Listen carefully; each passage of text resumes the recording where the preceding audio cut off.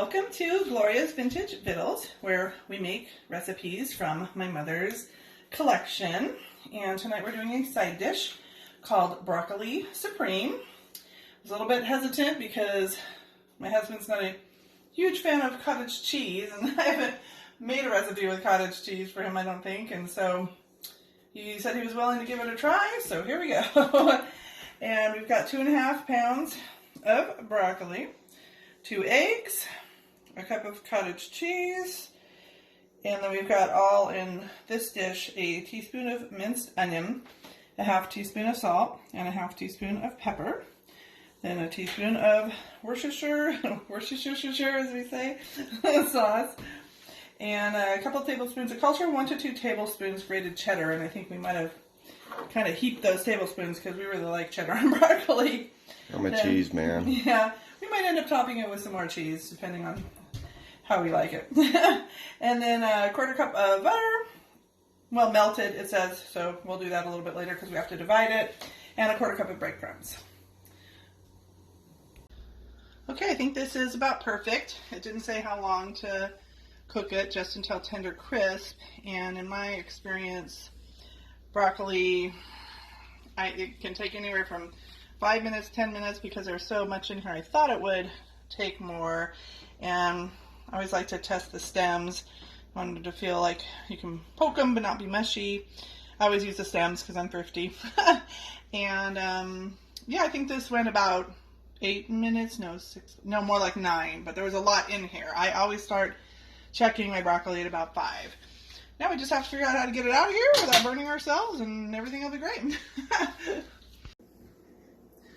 Okay, so here is our broccoli arranged in a casserole dish. As it said, didn't give a size, so we actually kind of tried it out earlier. And the other thing I forgot to say is I did want this really tender crisp for this dish because it's going to cook another 30 minutes, so I left it nice and tender crisp. So the rest of the instructions are to combine all of the ingredients except for 2 tablespoons of the butter and the breadcrumbs. So we're going to go ahead and get that done.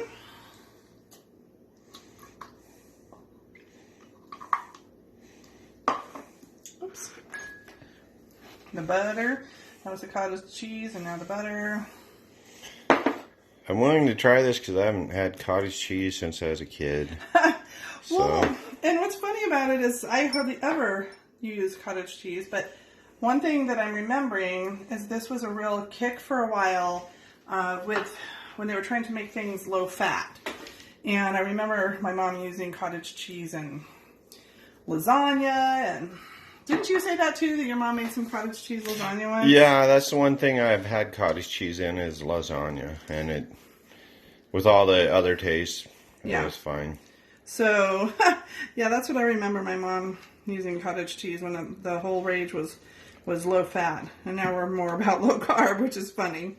Alright, now we got to pour this over the top of the broccoli. I'll try and kind of do it evenly. Oops. I think didn't say to stir it, but I think we're definitely going to need to mix it up a little bit because this is just really not enough to cover all of the broccoli. So yeah, we're going to have to work with this a little bit to get it a little bit more uniform. So we will work on that and be right back. Alright, so we spent some time mixing this up. I think if I make this recipe again, I will toss this all together in a bowl because it was too thick to really get like a topping. And to me it doesn't seem like enough other ingredients, but I think this recipe comes from the era where people are trying to be thrifty and they just wanted a broccoli dish with a little bit of kicked up flavor. So we're going to go ahead and get the topping mixed up, which, so can you see it? Yep. Okay. Is another 2 tablespoons of... Well, that's what we've been trying to do, is follow their recipes as close to verbatim as we can. Yeah. Even if sometimes, well, we have made some alterations here and there. And Okay, well, that was interesting. When I first read the recipe, I thought it seemed like too much butter for the amount of breadcrumbs, but I went ahead and stirred it up, and sure enough, it was really runny. And like we said, we try to do these exactly, but sometimes things just seem a little weird, so I put a bunch more breadcrumbs in, and I'm going to go ahead and sprinkle it on top. It still does not seem as crumbly as I would prefer, but this is what we're going to go with. I'm not exactly sure how much more I put in. I just kind of put in a little at a time and kept stirring it until it started seeming a little bit more like a crumbly topping. So just the final bits, and we'll get it in the oven. Okie dokie, this is what we're going with, and now it goes in a 350 oven for 30 minutes. And in the meantime, we're going to be frying up some ham steaks. We thought would be a good thing to serve this with. Ham's good with anything. Ham goes with everything. In you go. Cook well, my friend. Alrighty, let's see if it looks a little brown. Yeah, a little brown around the edges. We're going to color done. You can hear the ham sizzling in the background.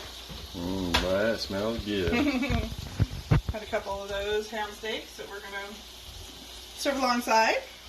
Alright, this is a lot of broccoli. Good thing we like it. Like I said, we made some ham steaks. I think it will be a really nice addition. Alright.